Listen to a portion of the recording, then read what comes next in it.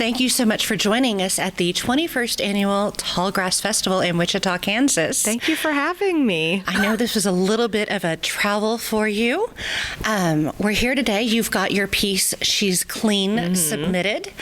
Please tell us what you'd like the viewing audience. Of course, I have seen it, loved it. Thank you. Of course, bathroom remodel, couldn't shower while watching it. I loved hearing about your bathroom remodel as you were watching a short set in a bathroom. Cruel and unusual punishment, but really enjoyable piece. Please share with the viewers what you want to make sure they know about this piece.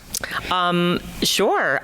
She's Clean is a short film about a woman who is looking to marry her desires for sexual freedom with emotional intimacy, and she showers with all her dates to try to find it. And I think a big theme is intimacy, not just female, but intimacy. In my film, it's between man and a woman, and her journey in discovery to not only find an emotional intimacy, but also have a sexual freedom around it, and the sort of, squashing a bit of the stereotype around, be it middle-age intimacy. We normally I often find it's sort of joked at or made fun of. It definitely, I feel, hasn't had a lens or attention, and I think it's deeply untapped territory. And I wanted to capture a little bit of the dynamics of intimacy and dating from a different lens. And I want to say I appreciate that this was not just a meet cute or Romeo and Juliet happily ever after. This was real life. This was real experiences women of all ages have, and it's okay. I really got the message out of that it's okay to have urges and desires, and to want that connection with another human being in any form of intimacy, which this went to another piece of having that intimate contact with someone. Of course, you are the fabulous star in this, and I bow down at your greatness in it and your ability to let the world really get to know a lot of you, if you will, in this one. But that wasn't your only role here. How did you find this piece? What caught your eye with it? Great, thank you so much. And also, you thematically, you said it better than me, so thank you so much for speaking. I write for fun. Speaking to the heart. I think it is. It's great. And it did come from, to answer this question, it did come from a space in dating with myself and my friends, both female, male, non-gendered specific, looking to find something real and emotionally connected, and finding a person or a partner or someone while also being able to express sexual freedom. That, this isn't, life in a Madonna horror complex is fantasy, and that two dynamics can exist at the same time, and that also, and I mentioned it in the film, like for many women, sexual discovery and freedom comes much later than men, just scientifically, I guess. And I feel that we do spend a lot of time sexualizing younger age, and I wanted to explore sexuality and sexualization from a middle-age standpoint, and because I feel it's very untapped for women who often, for lack of a better term, peak. But I did feel trying to find those two connections in dating was very difficult, and that's not age specific. But when I was dating and my friends were dating, a lot of stories came up, and it's also just ripe territory for comedy. and tragedy, I guess. But I started writing a bunch of scenarios out, and each one of the vignettes in my film is a full, like, I've written out the entire date, and then I pulled my favorite parts from these dates or these encounters together through, had to back up, when I had written all these down, this was right before the pandemic, I was like, oh, it kind of reads like a sketch, and I wasn't interested in intimacy as a sketch. And then when the pandemic happened, I was like, okay, I'm ready. I'm ready to pull that out. And through Sundance Collab, I got into Sundance Collab and developed it through there, and then the Sundance Directors Program through there as well. And it just sort of found its way into this natural, like, scene after scene after scene of a woman experiencing different individuals and her curiosity around the connection with them. And each connection with each date is very different. Yes, they are. And I enjoyed the reality of it. Thanks. I think many women have had some of that variety in their life in this current age. Yeah. I come from parents that met in high school. Same. Been married 56 years come Same. January. Yeah, it's, and so it's very different from them that I'm the daughter that's never married. Yeah. And Same. the experience, yeah. So we have the same first names. We have a lot we in do. common, We do. Which is great because it also helped relate to the film. Okay. And I like that it wasn't the full story of this is who this is and this is what they do, and you didn't have some of the things to work with as a character. Sometimes costuming choices can help you develop who a character is. Oh, interesting. This was completely your conversations with them for the audience to figure out who they are. Oh, I never thought of that. That's great. That's really cool. And it was kind of cool to get to do that because then it was like, oh yeah, that was that person that I dated. Huh. And that was that person that I dated. But you also did it in a way, and you mentioned that you have friends of all range of lifestyle and life choices. Yeah. This isn't just about a man and a woman having to connect. Any couple, any relationship could put themselves into this piece. Yeah. Which I'd like to see more of in this world because it shows it's okay to be yourself. I agree. So that was beautifully done. And I know you are also the director of this piece. Yeah. And of course, with this piece being of the mature audience that it's for, meaning because of the material covered, not age, but just right, the nudity. Yeah, the nudity. Yeah. You, of course, had an intimacy coordinator as part of your piece. Yes, Brooke M. Haney. She's great. So you got to work with her as part of the cast. Yeah, interesting. And as the director. Yeah. What was that like for you? It was a fantastic experience. And may I say, like, intimacy coordinators and intimacy directors for theater, coordinators, film directors for theater is something new that we all know we've added now to our crew, and it's fantastic and it's fabulous, and I'm just so thrilled we've gotten there, and we have taken intimacy as seriously as we are right now, so it can be open and free when on set. It was great. I mean, it was a very long process that I'm so glad we went through. As a director, we talked about each scene and what it was that I wanted to get visually from each scene, and then what that would require from both a visual standpoint, like contractually, like a nudity writer, and then I approached each actor and spoke with them about what I'd like to gather and, what they were comfortable with, and we had contracts for each one, was very separate. Everything was very specific, but then directorially for film, I wanted to be very free, and I didn't want to choreograph like turn here, kiss here, touch here. I wanted the actors who were with me to feel very comfortable with me and that they were free to do their work and their job and be in the moment with me to make it real. So we choreographed an idea of what we wanted to do, and of course where the camera is and that we're going to move here or do this. But we did want to leave it open and free, but everything was talked about in specific. And then as an as an actor, and this is also what she reported back with the actors that she spoke with each of them individually, we spoke about what we're comfortable with, how to act on set, what was needed, in terms of like how we were going to do it technically with like roll the cameras, cut. I need to look at playback as a director. So was it a robe? Was it come out of the shower? Was it stay in the shower? How were we choreographing that element of it?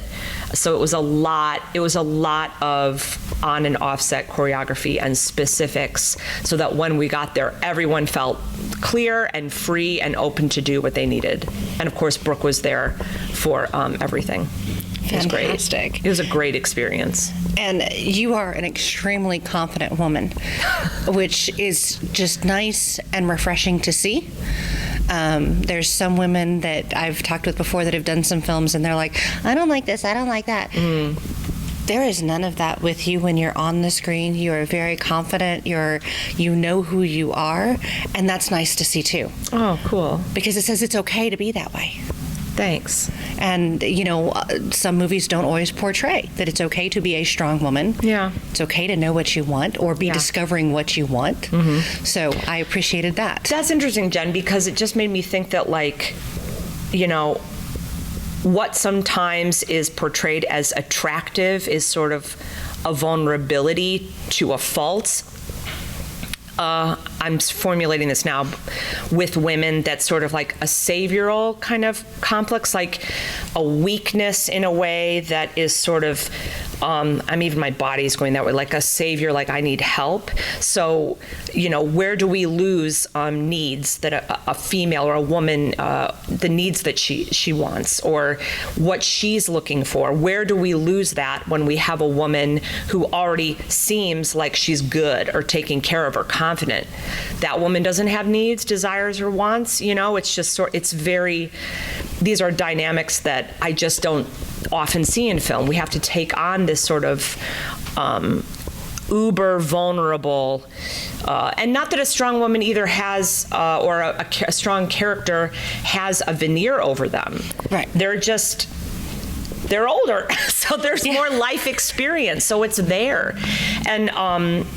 And I was speaking to my producer, Mike, too, about the effect of, I call it like when we watch a movie where, like, for example, the opening of Wedding Crashers, where we get to watch a movie where the opening sequence is like men going out and having sex, and we're just like, okay, cool, whatever.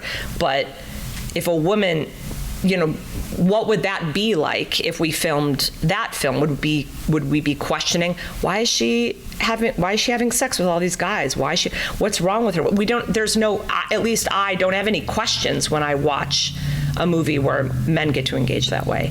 So why am I having any questions when a woman engages that way? I just don't think we're used to seeing it. And also, again, I'm rewinding, but I spoke to my producer, Mike, about how I hate when I watch films and it's, middle-aged women or whatever are out dancing and they're like doing the robot, or it's funny to watch. Like, what if she's good? What if she's a good dancer? Yeah, what if she was on Dancing with the Stars? Like if I'm watching middle-aged people have sex, why does it have to be funny? I mean, there is funny parts in my film, but what if they're good at it?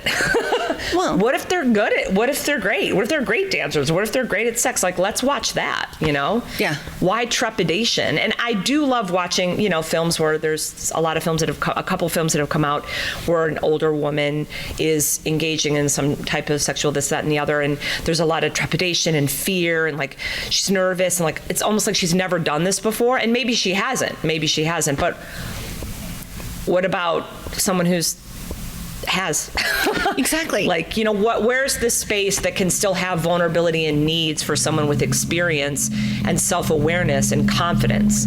Like, how can we still allow in male attention to someone who seemingly doesn't need it, which is of course a fallacy. Right.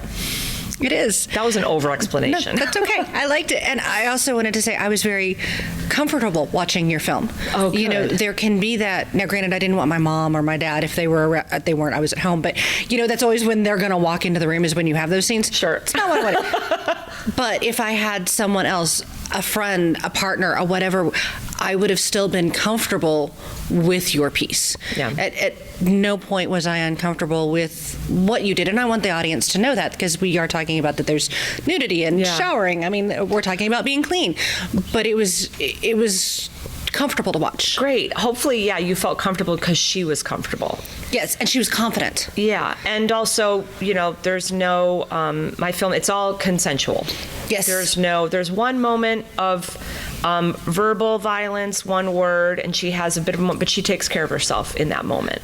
And that was nice to see, that it's, people are going to test boundaries. Yeah. And it's how you respond to that. And you showed that it's okay to respond to that. Oh, you're making me think of my real life now. I just went away for a second. Well, your movie made me think of my real life, so hey. Oh, it's so great. And I want to know more about, why did you choose to direct this piece? Well, I did. I've wanted to. I've been an actor since I went to Boston University with a degree in acting. I've been acting since 2000, and this is the third thing that I've directed, and I've always paid attention in a different way when on set. I've always been curious. I've always wanted to direct my own work, and so I knew this piece I wanted to direct. I knew from here on out, anything I make, I'm like, I really want to direct it. It's what I feel I want to do most now, venturing into. And I think it was more of a question of, was I going to act in it, if I may? And I wasn't sure. I wrote it with, from some personal experiences and friends' experiences and some made-up experiences. And I wrote it with myself in mind, but I didn't think that I was going to do it. And then it just was a necessity, because I was like, this is going to be faster. This is going to this is going to be great. I don't have to. And also, it was the pandemic. We shot it almost 2 years ago, so it was October of 2021. Oh wow! So it was big pandemic time, and and into shooting intimacy like this during the pandemic was interesting, but everyone was COVID free, and that was we were very happy about that, very lucky. Honestly, I was just like, I don't know how I'm going to do this if I don't do it, because I know, just sort of technically because of COVID, because of that, and also I felt I felt very comfortable. If I was going to do a film, I don't know the future, but exposing myself in this way, it's going to be mine. This is me. I get to choose everything. If I don't like anything, I don't have to choose that, take. So I knew that this was something that at one point, and my DP, Charlie Gruet, who's incredible, he's the DP of High Maintenance and the other two, he directed some episodes of the other two. I knew him from High Maintenance. I was in an episode of that, and when he read it, he's like, I want to do it. And that's kind of when I knew, I was like, I have to do this, because I know how beautiful he's going to make it. And he said, oh, yeah, no, this is you. He was very instrumental too in saying, you need to do this. This is you. Do this. And I'm really glad I did. And I hope, and I think it also put the actors who are with me at ease, because they knew that I knew what I wanted it to look like, and I could sit inside it with them. And it felt like a real close team effort, and hopefully they felt taken care of. Good. Which I think they did. Well, and you have a voice I would love to hear more from. Thanks. From seeing this, I felt like I got to know you and got to see who you were as a person, and you have something worth the world hearing. Thanks. And I would like to hear more from. I know you also like to do live theater. Oh yeah, forever and ever till I die. And for those watching, feel free to find out about the Old Globe in San Diego and send donations their way. It is a fabulous location. Old Globe's great. Is there a live production you've always wanted to get to do, or a part you've always wanted to play that you haven't gotten to do? That's a great question. I get asked that question, and I always have this is always my first answer that I feel is probably a little trite, but it's true. I always feel like it hasn't been written yet. I love originating a character on stage. I love it. And I've been very fortunate to originate in a play, Modern Orthodox, written by Daniel Goldfarb, Silence the Musical, which was a musical parody of the film Silence of the Lambs. I got to originate Clarice. Christopher Durang, who's my favorite playwright ever. I got to originate a part in his last play, Turning Off the Morning News, which we did in Princeton, and the McCarter. So it really is my answer when I say it hasn't been written yet. I love originating a character. I don't know. I think that is my answer. But then we're going to leave here and I'm going to be like, oh, but I want to do, No, I think I like originating characters. But I like that. Yeah, it's really fun. I like that. It's a good place to be.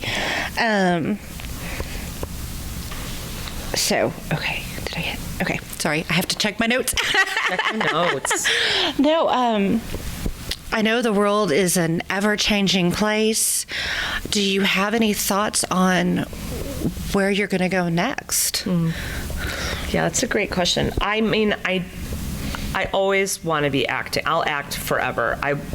Stage, screen. I love it. I am starting into wanting to direct television, so I've hooking up with a couple of friends who direct and doing some shadow work and working into directing television, which I really want to do, and writing a feature film, my first feature film. Writing is the most difficult for me, so that takes forever. But so hopefully that, and yeah, directing television is what I'm looking to do. Excellent. Well, for us, please let everyone know how they can follow you. Oh my gosh.